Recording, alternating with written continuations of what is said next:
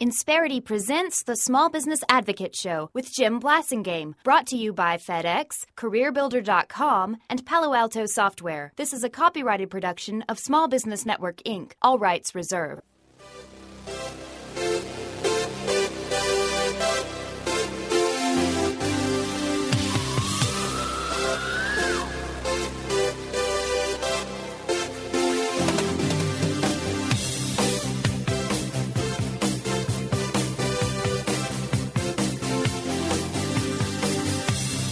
Welcome back. It's 12 after the hour. Thank you very much for joining me. Thanks for hanging out with me. Thanks for being part of my day, especially this week as we celebrate our anniversary, our 13th anniversary of the show and the 11th anniversary of our newsletter. I'm very excited to have one of the great members of our Brain Trust. And as you know, folks, this week, almost everyone on the show is an original founding member of the Brain Trust, going back to either 97 or 98 when the first year we started.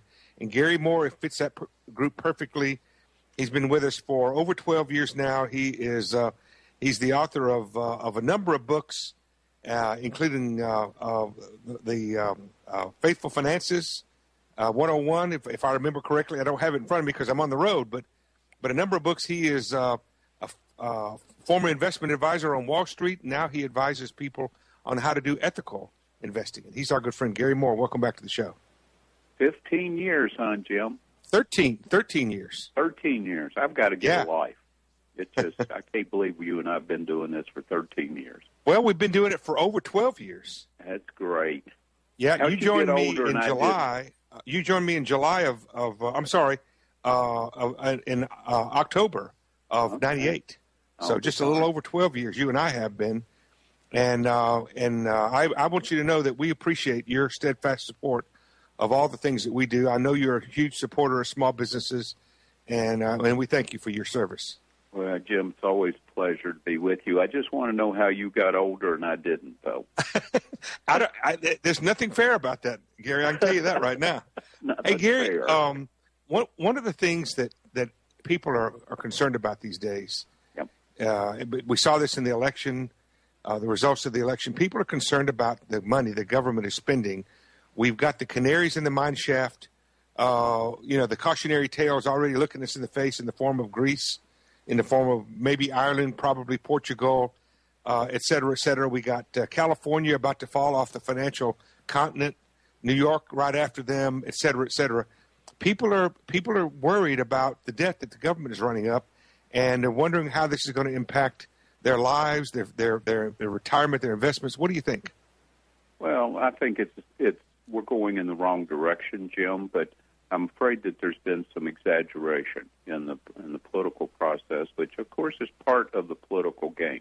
You don't wait until there's a crisis. You hopefully start yelling at people and warning them beforehand to avoid the crisis. But sometimes people don't understand that, for example, Social Security, we've heard for years that it would be broke and so on. You know, it's turning out it's going to take relatively minor tweaks in that system many years down the road to keep it solvent.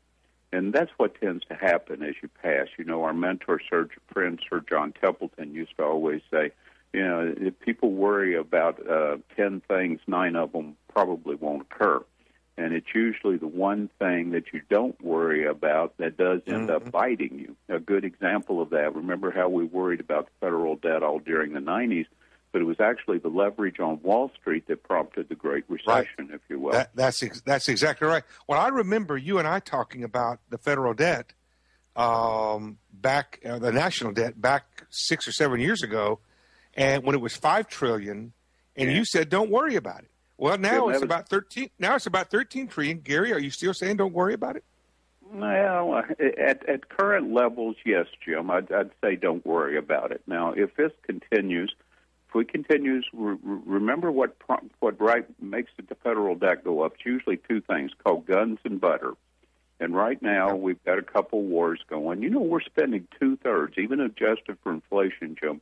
2/3 on Afghanistan and Iraq that we spent at the peak in World War II. We don't have nearly the troops over there, but when you do $1 million drones and send them up to, to do what an artillery piece used to do, that's very expensive, Jim. And it's a costly war. And then when you add in the butter that all the retirees, baby boomers are going to want, then you've got an issue. And if one of the two or both don't change and give a little bit, then yes, we're in trouble.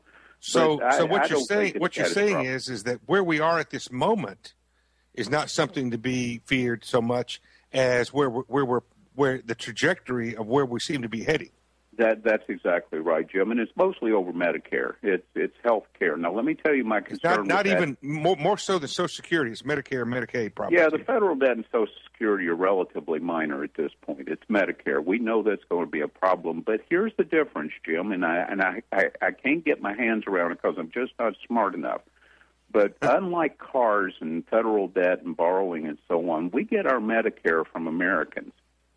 And what that means is Washington may be spending oodles and oodles of money, but it's all going to go to American doctors, hospital companies, pharmaceutical companies, and so on.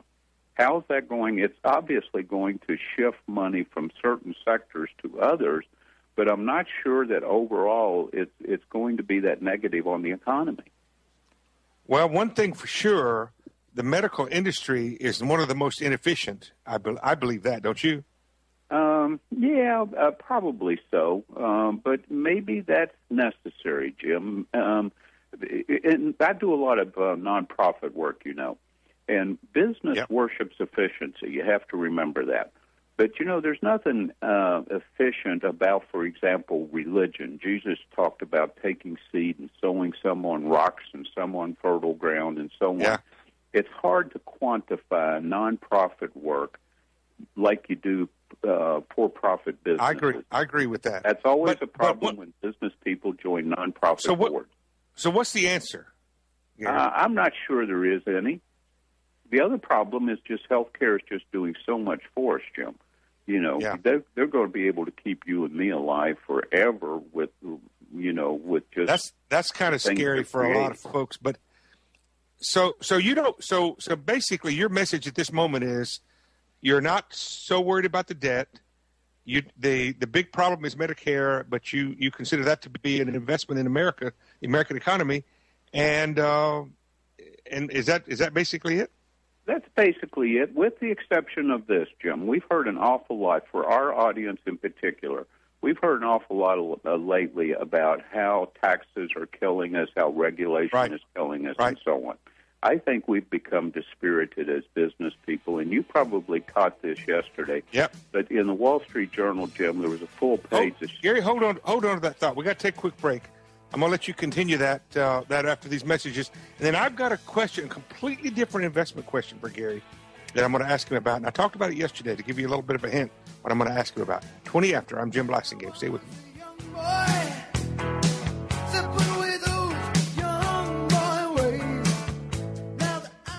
Insperity presents the Small Business Advocate Show with Jim Blasingame, brought to you by FedEx, CareerBuilder.com, and Palo Alto Software. This is a copyrighted production of Small Business Network, Inc., intended for the private use of our audience. Except as otherwise provided by copyright law, all other copying, redistribution, or publication without prior written consent is prohibited. All rights reserved. Prohibited. All rights reserved. Prohibited. All rights